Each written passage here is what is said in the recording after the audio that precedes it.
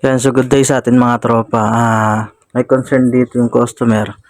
Pag tinaas mo rin yung breaker, gagana agad yung sa outdoor unit niya. Split type kasi to. Pero hindi pa na-on tong pinaka-unit. So, papatayin natin yung Binuksan na namin to, tinesting na namin kanina. Papatayin natin yung indoor. Pero mapapansin niya, gumagana pa rin yung kanya compressor sa labas. Dapat shutdown na rin niya kasi non-inverter to. Yan. So, gumagana pa rin yung compressor sa labas. Continuous pa rin yan. Maya maya mag-yellow yan. So, pag binaba yung breaker, saka mamamatay yung kanyang condenser. Patayin natin. Yan. So, bubuksan natin yan maya maya. Mga ilang minutes. Kaya babay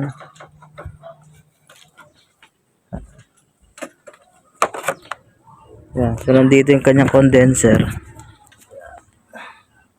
Condura brand ng inverter to. Pagpahingay natin saglit. Pero gumagana naman yung pan neto. Opo, sir.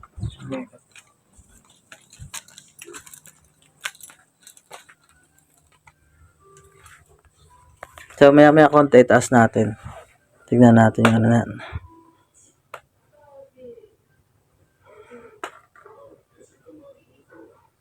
Yan. Maya konti.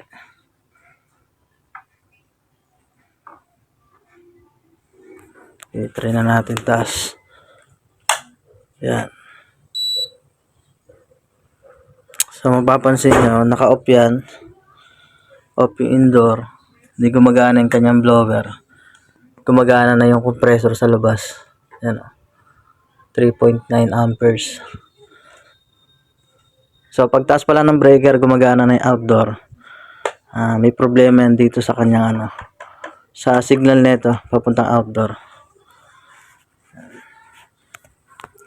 Customer pala to ni Anong pangalan mo? Celso, sir. Yan, shoutout kay kay Boss Celso. Yan. So, masipag yan dito sa lugar nila.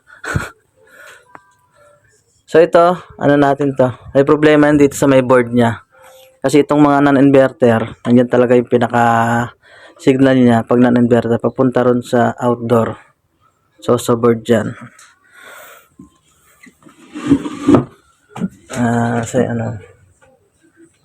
Tanggalin natin sa to. Sige. Gusto natin. Pasuyo nga. Kaya mo mabaklas to nang hindi magagalaw yung Okay, patay na lang natin. Okay.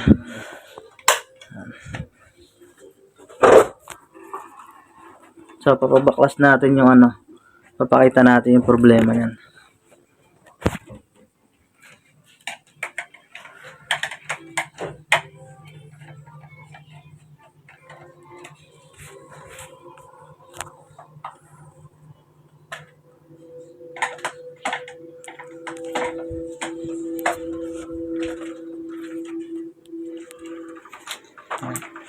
So, ito palang kasama natin ngayon. Kumpare mo rin ba si Paring Patrick? Opo. Kumpara ni Paring Patrick, dun sa may nag-aircon din. So, shoutout kay Paring Patrick. Condolence din sa sa tatay niya yun, no? Opo, sir. So, pinapabakas natin yung indoor. Papakita namin kung ano yung problema dun sa indoor.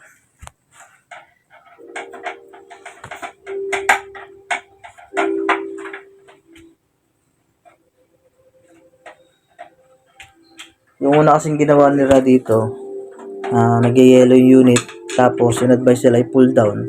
Nalinis naman kasi sobrang dumi rin. So, ang nangyari, nagpa-frost pa rin siya. Sobrang yellow daw ng unit. Yung pala, kahit nakapatay na yung indoor, gumagana yung outdoor, magkukos talaga ng yellow. Parang nagiging siya, nagiging no frost na rep. Yan, so tanggal na. Paano na to? Ito. Patanggal pinaka Sir. Ito.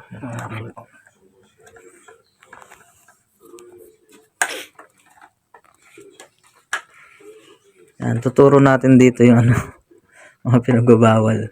Para susunod siya natitira. Yan, nakaklip lang lahat yan. Nakaklip. Mamanong ko mo. Plus screw. Clip lang lahat yan. Matigas clip lang.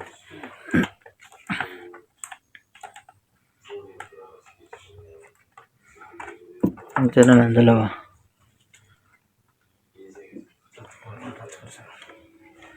Plus screw. So, pagtanggal ng board na ganitong design, yan. Di-clip lang naman siya. Yan. Sa dalawa, tatlo. Meron ditong isa. Yan. So, sikwatin nyo lang ng flat screw para makita nyo yung pinaka loob niyan. Sige. Yan.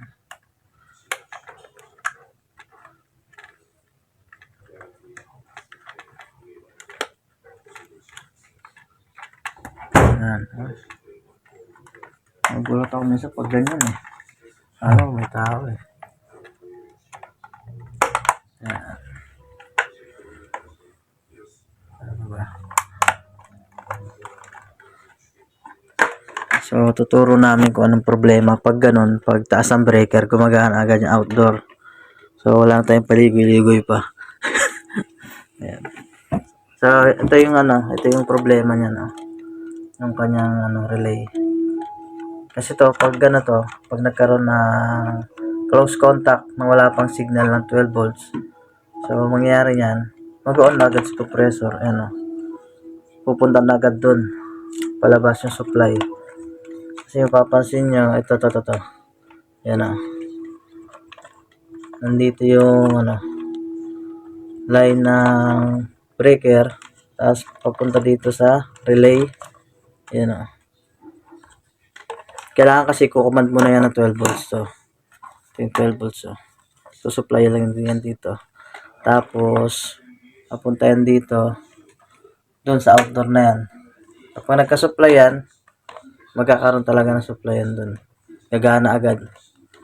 Patanggalin natin to.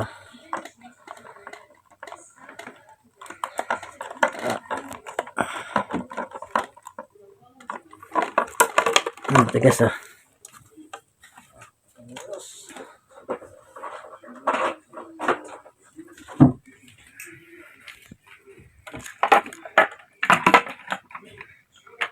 Tanggalin lang natin para makita nyo rin yung ito rin siya pag wala ito. Ay, masama, tigas naman na ito. Pero palitan na rin naman yan.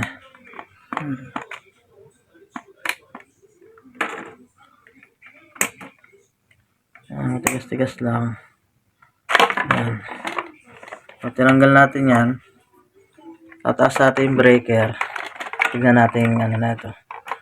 Yung clamp natin. Yan.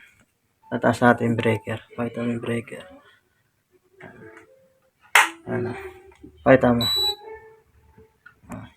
Papansinin nyo, hindi gumana yung outdoor. Kasi nga, hindi nakakabit yung para dun sa dito. Hindi nakakabit yung sa relay niya. Yan. Pag kinabit ko yan, gagana agad yan. Kahit hindi naka-on tong indoor. Yan. Kahit hindi naka-on yan, gagana yan. Baba na natin. So, pag ganun yung senaryo, pag na-encounter niyan, ito ang papalitan yung kanyang relay. So, sa non-inverter na split type, madalas mangyari yan. Yan. So, ito yung papalitan niya. Yan, baba lang yung breaker. So, okay na yan. Wala yung papalitan dyan.